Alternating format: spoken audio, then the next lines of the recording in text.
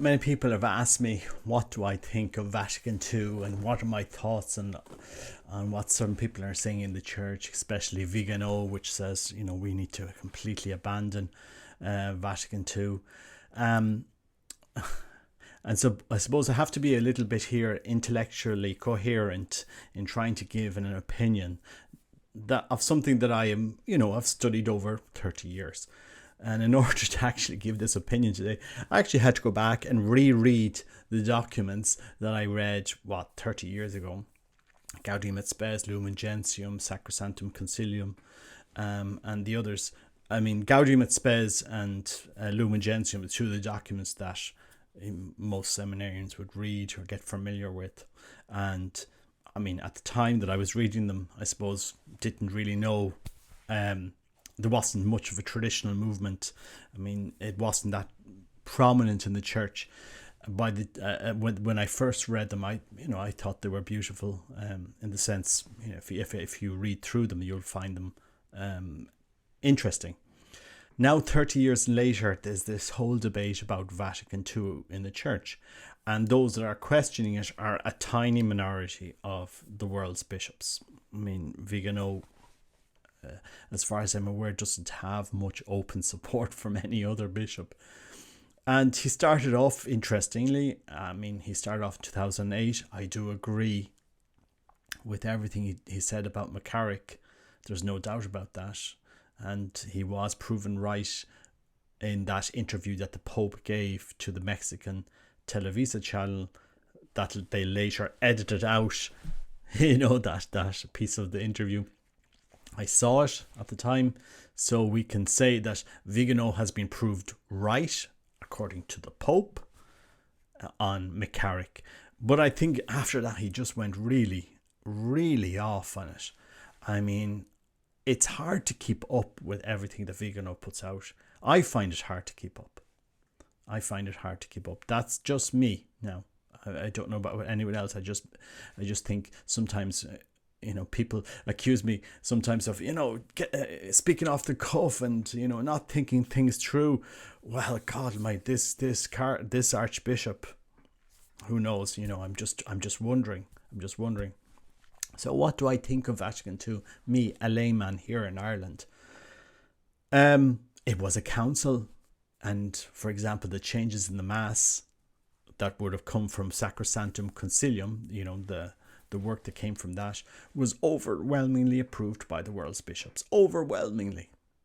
I'm talking about 99.8%. I think 4 bishops out of 2,000 something bishops didn't vote on that particular document, which was the renewal of the liturgy, or changes to the liturgy.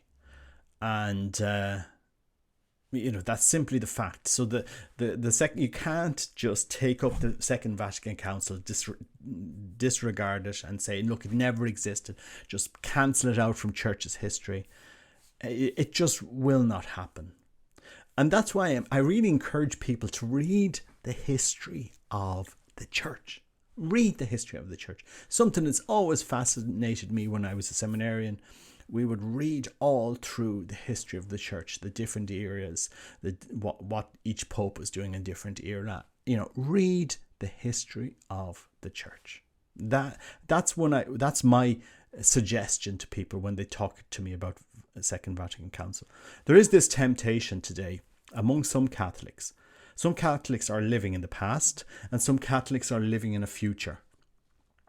Some Catholics live in the past, refusing to accept the reality of the world we live in and the reality of the church. And some Catholics are living in a future that they hope one day will come, when the miracle happens in Garabandal, when we have these 3 days of darkness, when we have this, when that happens, when the other happens. Which, to be clear, I love Garabandal. No, my family's a lot of connections there. I'm not saying it won't happen. I'm just saying the only church that we can live in as Catholics at this moment in time is the church we have today. And you can choose to be faithful to the faith today, and you can choose not to be faithful to the faith. You can decide today to live the teaching of that Christ gave us, to listen to the Holy Spirit today, or you can decide not to. And some people want to do so many great things in the church without realizing, maybe the Holy Spirit is asking you to reach one soul today. He's asking you to reach one soul today. And that, we need to put that in context of with the concrete realities of where we live and what we're doing today in this world. It's a distraction, and it's a temptation to think that we can live in the past or live in the future. You have to live in this moment in time. So what do I think of Vatican II? Can we just disregard it, throw it out? I mean, to say that means you haven't read church history. You just simply haven't read it. You don't know church history if you think that could be done. It won't be done. It simply will not be done. What will be done will be a reform. And this has always happened during church history. The church never returns to exactly a specific way of living everything. It never goes back. It's a river that keeps flowing. And anyone that thinks that we can go back, and people might say, well, Robert, you're agreeing with Pope Francis here because he's saying the same things. I'm just saying, Pope Francis is saying a reality, really. You can't go back. It won't happen. It will never happen. Some people were saying we want to go back to the way it was in the 1950s or the 1940s. There's some people that are criticizing Pope Pius X's reform. We should go back to the 1800s. And you need to be intellectually honest here and say that will never happen. It has never happened in the history of the church. Every time the church has had a crisis, what has resulted from that is something new. Something, as the church has moved, as the river, as we've moved along, as we've sailed along in this boat, which is the faith. And so it's simply intellectually dishonest for Vigano to say that the Second Vatican II can be cancelled. It will never. Will the liturgy return to the traditional Latin Mass as it was before Second Vatican Council, exactly as it was? No, it won't. That's being intellectually honest saying that. But what needs to happen is the craziness that we see in the Novus Ordo has to be, so it has to be called out. And that the reason why the traditional Latin Mass is growing, it's one of the fastest growing movements of the church, is the craziness we've seen in the reforms after Second Vatican Council. I mean, that's unprecedented in the life of the church. We have never deformed the Mass as we have done in the last 50 years. That has never happened in the history of the church. And so we can see that this deformation, this craziness, I mean, you see the videos I publish here, this craziness that we have done with the sacred, it's becoming, it's a circus or a show. It's this need for the priest to perform to us instead of praying the Mass, the highest form of prayer in the church. That will happen. So what you will see in the coming years, maybe 50, 100 years, is another council. And they will focus on the problems in the church that will need to be changed. And you will see a change to the Mass that will bring people together in a different way. It'll be a new rite of the church that will be accepted by, the majority of the world's bishops. Rite that will allow you to have the Latin Mass. It'll be said at the Orientem, and there will be a lot of continuity with the rite that came before it, with the traditional Latin Mass. There will be continuity.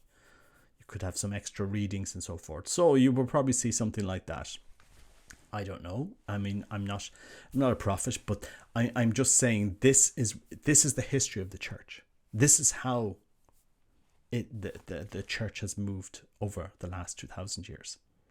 It never has gone back to exactly the way things were at a specific time in history. And to say we can just cancel Vatican II and go back to the way things were before that.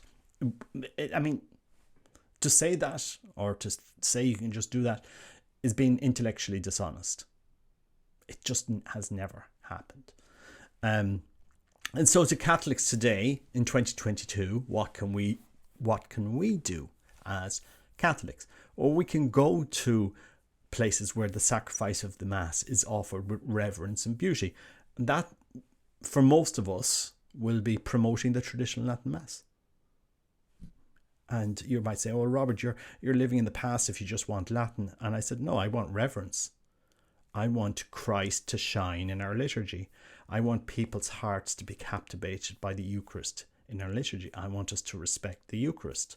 I want to put Christ back at the center of our worship. I don't need a priest to perform to me. Good morning, guys, and welcome to our Mass today. And today's Mass is being offered for blah, blah, blah, blah, blah, blah, blah. And by the way, there's this thing now, and sure, we'll get on with the Mass now. And thanks for everybody. A round of applause for everybody who's participating in the Mass. To the altar service, to Katie over there who did the singing, and to your one up there who did that. Now, a big round of applause.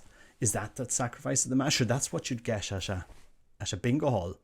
Sometimes people might say, well, but that's that. I mean, you go to two forms of worship. They're completely two different forms of worship. And if this was packing churches in the West and in the United States, if this was packing churches for the last 50 years, nobody would have any argument with this. Nobody. But it hasn't. It's just a performance that for sure I might go to us on a Sunday. If my aunt who died a few years ago, if they're doing a memory Mass or a month's mine, or so, I might go to it. But is it challenging this generation? I tell you, it's not. So, I'm questioning how the Novus Ordo was implemented. I'm questioning the implementation of Vatican II. I really don't have anything to say about Vatican II apart from that. I mean, I know some people go on about Nostra Aetate, religious liberty and so forth, and you could single out a few areas, specific lines, specific questions on Vatican II and let the theologians debate them out. But to say that the Second Vatican II Council can just be ignored, that's being intellectually dishonest. It's not. And it's ignoring the history of the church. It's ignoring the history of the church. So, I encourage people to read through the history of the church. There's many things that they have done just to give you an example, there was a time when a priest would consecrate the Eucharist, holding it up to the people like this, holding up the Eucharist. And there was this consciousness. Before he had said the words of consecration, people started adoring the bread in the Eucharist, the bread that wasn't consecrated. Now, they didn't know any better. They probably wouldn't have known the prayers that the priest was saying. So the priest then there was a change in the rite, and then he was saying it, kneeling down, bending down before he raised it up. But that's just to give you an example of the changes and stuff that happened during the course of 2000 years. So you can what I encourage people to do is to go through the different missals, to go through the different rites, the rite of St. John Chrysostom, to go through the different the Bobbio Missal, read these things and understand how the church has progressed. What we have today is a deformation of the Mass in many places. The Mass has been deformed. Our whole architecture of the church. You just look at some things and many people will, without criticizing Vatican II, will say, this is just crazy. This is crazy. It makes no sense. And we wonder what, it doesn't even convey the seriousness of what the Mass is, which is the sacrifice of Christ on the cross, the Calvary. So, what do I think of all this? I think Catholics, my advice to Catholics is we need to lead the next generation to appreciate the seriousness and the sacred of our Catholic faith. This will mean going to traditional Latin Mass as if we can, so that they can see, okay, this rite is serious. This is serious. It's not a pantomime. It's not a performance on a Sunday. It's serious. It's encountering. It's a walk to Calvary. This is serious. The whole church speaks of the seriousness of the sacred. And, Second Vatican Council never asked for what has come after the last 50 years. They would be horrified, the fathers of the council, to see what we have done to the sacrifice of the Mass, rightly so. And the church needs to come back together around the liturgy. And that's what will happen over the next 50 years. Unless the Pope decides to take a decision, look, now you're all going to the Novus Ordo, and if you're not coming to the Novus Ordo, then please just walk out of the church. We don't need you. And off you go, Society Simpice X. Have your own bishops and do what you want. I mean, they could come down very rigidly on the Mass, which I would think would be a great pity. So that's really what do I think will happen? You'll have a reform. There will be a council, and because God will only bless, the Holy Spirit only will bless what is true, what is increasing the faith. He's not going to bless the charade that we see sometimes that has become the Mass in some places, not everywhere. There's many priests that celebrate the Novus Ordo very reverently with a lot of love. I experienced Christ in the Novus Ordo. It fed me spiritually. In Latin, Pope John Paul II, he said the Mass reverently in Latin, the Novus Ordo. You couldn't say that you couldn't say it wasn't. But I suppose the church needs to understand. Pick itself up and understand that the sacred needs to be respected. We need an identity. There needs to be a Catholic identity in a worship. All over the Orthodox world, you can see an Orthodox identity on how they celebrate the divine liturgy. It's evident all over the Orthodox world. They would never do what us Catholics do. And if everyone was thinking, okay, how can we come together? Well, it's respected. I mean, and you see this in the rites, the Greek Catholic and the Armenian and the Malabar, all of the Eastern rites now. It is the Mass, the Divine Liturgy is celebrated very differently to how it's done in the Novus Ordo in some places.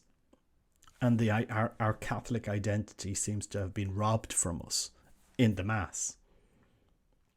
It shouldn't be controversial to celebrate the Mass that was celebrated 50 years ago or 100 years ago. It shouldn't be controversial in the church, but it has become controversial, and I don't know where we can go from that. Anyway, that's just my thoughts for what they're worth. Just put them out there. God bless. Take care. Bye bye.